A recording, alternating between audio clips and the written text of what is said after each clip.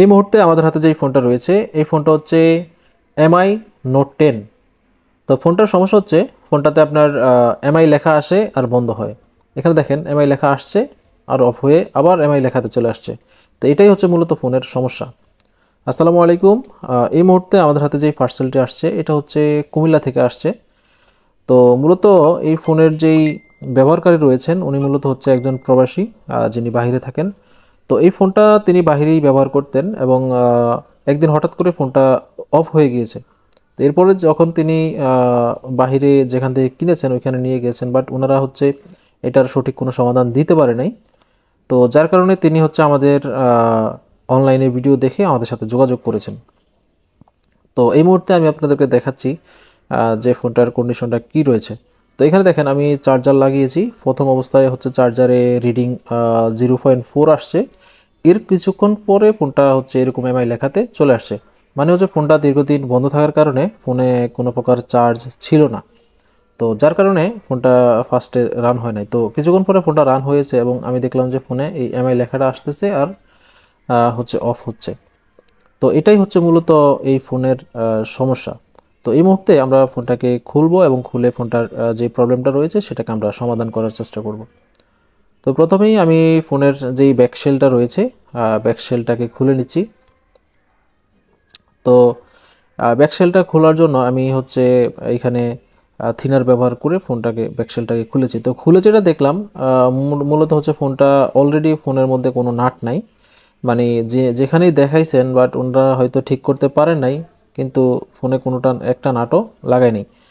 তো যার কারণে হচ্ছে ভিতরে হচ্ছে একটা নাটও ছিল না। তো যাই হোক আমি ফোনটাকে খুলতেছি। আপনারা দেখেন প্রত্যেকটা পার্টসকে হচ্ছে আলাদা করে নিচ্ছি। তো এখানে এত দামি একটা ফোন আপনারা দেখেন যে এটার যেই মাদারবোর্ডটা রয়েছে মাদারবোর্ডের অর্ধেকই হচ্ছে আপনার দেখেন ক্যামেরা, ঠিক আছে। তো এত দামি ফোন কিন্তু সামান্য মানে সঠিক ইনফরমেশন না থাকার কারণে অনেকের কাছেই কিন্তু এই ফোনগুলা মানে নষ্ট হয়ে পড়ে আছে। আবার অনেকেই আছে অনেক বিভিন্ন দোকানে দেখিয়েছেন বাট ফোনগুলাকে ঠিক করতে পারেন নাই। উল্টা দেখা গেছে ফার্স্টে হয়তো ফোন রান হইতো কিন্তু কাজ করাইতে দেওয়ার পরে ফোন আর রানও হচ্ছে না, ঠিক আছে। এরকম অনেকগুলা কেস আমাদের কাছে আসছে যেখানে ব্যবহারকারীদের ফোন আগে হচ্ছে লোগো আসতো বা রিস্টার্ট করতো, কোথাও দেখাইছেন বাট এটার সঠিক সমাধান তো হয় নাই, উল্টা আরও ফোনটা এখন একেবারে রানিং হয় না। তো এটার কারণ হচ্ছে যখন হচ্ছে আপনারা এই ধরনের সমস্যায় পড়বেন আপডেট মডেলগুলো, তখন আপনাদের আগে শিওর হতে হবে যে আপনি যেখানে কাজ করাচ্ছেন তারা এই ধরনের কাজগুলো করে কিনা, সেটা আপনারা আগে শিওর হবেন, দেন হচ্ছে কাজগুলা দিবেন করার জন্য। তো দেখেন এই রেডমি সেটগুলোতে বর্তমান সময়ে এইরকম পোকো সেট, তারপর রেডমি সেট, হ্যাঁ Redmi series, Redmi note 10 light, ঠিক আছে। তারপরে পোকো এক্স থ্রি, শুধু X3, এই ফোনগুলোতে কিন্তু এই সিপিইউ প্রবলেম থেকে কিন্তু এই ধরনের সমস্যাগুলো হয়ে থাকে। তো এখানে দেখেন আমরা এটার যে সিপিইউটা রয়েছে সিপিইউটাকে আমরা রিমুভ করব। সিপিইউটাকে রিমুভ করে আমরা এটাকে রিবুলিং করে আবার হচ্ছে ফোনের মধ্যে ইনস্টল করব। তো এখানে দেখেন আমরা হচ্ছে এটার সিপিইউটাকে রিমুভ করে নিয়েছি। এখন আমরা এটার সিপিইউটাকে ক্লিন করব এবং মাদারবোর্ডটা যেটা রয়েছে দেখেন এটাকে আমি ক্লিন করতেছি। ক্লিন করে আমরা এখানে হচ্ছে যেই প্রসেসরটা বা যে সিপিইউটা সেটাকে আমরা হচ্ছে আবার পুনরায় এখানে বসাবো।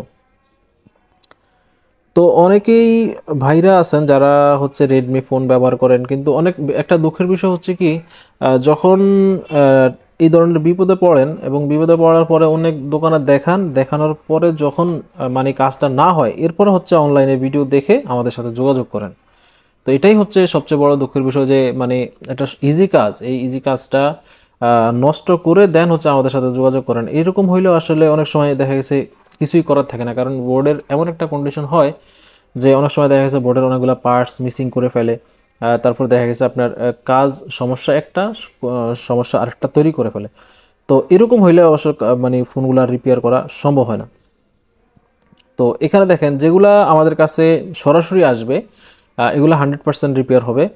যেমন ধরেন আপনার কোথাও দেখানো হয় নাই বাট ফোনটা রিস্টার্ট হচ্ছে, লোগো আসতেছে, হ্যাঁ লোগো এসে বন্ধ হয়ে যাচ্ছে, বা সফটওয়্যার ইস্যু হার্ডওয়্যার ইস্যু যেগুলো রিপেয়ার হয় নাই কোথাও, এগুলো যদি আপনারা সরাসরি আমাদের কাছে নিয়ে আসেন অথবা কুরিয়ার করেন তো সেক্ষেত্রে ফোনগুলো ইনশাল্লাহ আমরা 100% গ্যারান্টি দিয়ে কাজগুলো করি। যদি আপনারা দেখা যাচ্ছে অন্য জায়গায় দেখাইছেন হয় নাই বা কাজ একটা করতে গিয়ে আরেকটা করছে, তো সেক্ষেত্রে আমরা গ্যারান্টি দিতে পারি না যে আসলে হবে কি হবে না, ঠিক আছে। বাট চেষ্টা করতে পারি, যে হবে কি হবে না সেটা কোনো গ্যারান্টি দিতে পারি না। তো এখানে দেখেন এই ফোনটা একদম ফ্রেশ কন্ডিশন আমরা রিসিভ করেছি এবং এটার যে সিপিইউটা রয়েছে সেটাকে আমরা সুন্দর করে রিবিল্ডিং করে আবার এখানে লাগিয়েছি। তো এখন আমরা হচ্ছে এটার যে ক্যামেরা মডিউলটা রয়েছে এই ক্যামেরা মডিউলটা এখানে বসাচ্ছি এবং বসিয়ে এটাকে আমরা চেক করব যে এটার ক্যামেরা এবং সবগুলা ফাংশন ঠিকঠাক মতো কাজ করে কিনা।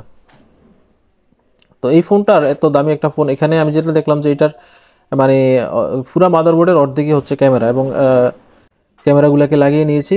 এখন আমরা ফোনটাকে যেই যেই সমস্ত পার্টসগুলো রয়েছে সবগুলা পার্টসকে লাগিয়ে আমরা এখন হচ্ছে ফোনটাকে ফিটিং দিব।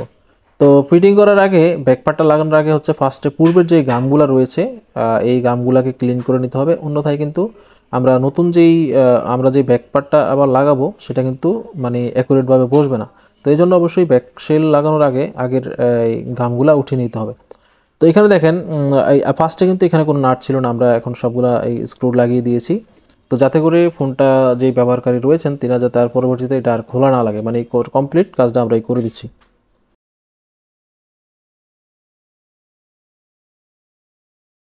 তো এখন দেখেন আমাদের ফোনটা সম্পূর্ণ রানিং হয়ে গিয়েছে। এখন দেখেন এখানে ব্যাটারির লোগোটাও কিন্তু চলে আসছে। ফার্স্টে কিন্তু ব্যাটারির লোগো আসতো না, জাস্ট রিস্টার্ট করতো, ঠিক আছে, এমআই লেখা আসতো আর রিস্টার্ট হতো। তো এখন আমরা ফোনটাকে রান করতেছি, আপনারা দেখেন এখানে দেখেন অ্যান্ড্রয়েড লেখা চলে আসছে, তার মানে এখন ফোনটা রান হবে। তো এখানে ফোনে পাসওয়ার্ড দেওয়া, যেটা আমি এটার ব্যবহারকারী যিনি রয়েছেন ওনার সাথে যোগাযোগ করে পাসওয়ার্ডটা নিয়ে এখানে ক্যামেরাগুলা এবং আদার্স ফাংশনগুলো সব ঠিকঠাক রয়েছে কিনা সেগুলো চেক করার জন্য পাসওয়ার্ডটা নিয়েছি। তো এখন দেখেন সবগুলো ফাংশনে কিন্তু ঠিকঠাক মতো কাজ করতেছে। তো আপনারা যারা এমআই ফোন ব্যবহার করেন এবং পোকো সিরিজের ফোনগুলো ব্যবহার করেন, আপনাদের হয়তো যে কোনো সময় এই ধরনের সমস্যাগুলো হইতে পারে। তো আপনারা হচ্ছে এই ভিডিওটা শেয়ার করে রাখবেন এবং যদি কখনো এরকম সমস্যা হয় তাহলে আমাদের সাথে যোগাযোগ করবেন। এবং আপনার পরিচিত কেউ যদি রেডমি ফোন ব্যবহার করে, পোকো সিরিজের ফোন ব্যবহার করে, তাহলে এই ভিডিওটা আপনারা ওনাদের সাথে শেয়ার করতে পারেন। তো এই হচ্ছে আমাদের আজকের একটি কাজ।